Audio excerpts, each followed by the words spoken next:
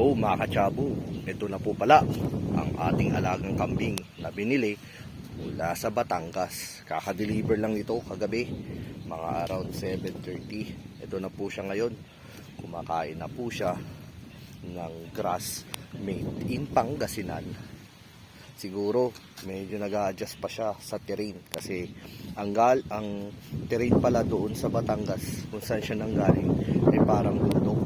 Dito flat na flat. Kaya siguro ito po, tuwang-tuwa siya ngayon mga katsabo. Meron na tayo agad. Buntis po yan mga katsabo. Kung titignan nyo po, ang ganda po ng katawan yan. Ang ganda rin po ng ilong. Excited na rin po ako. Dito po pala kami ngayon sa bukid. Ito po pala ang kanyang pastulan. Yan. Yan po. Yan po ang kanyang pastulan. Yan po. Dito na lang po. Paalam.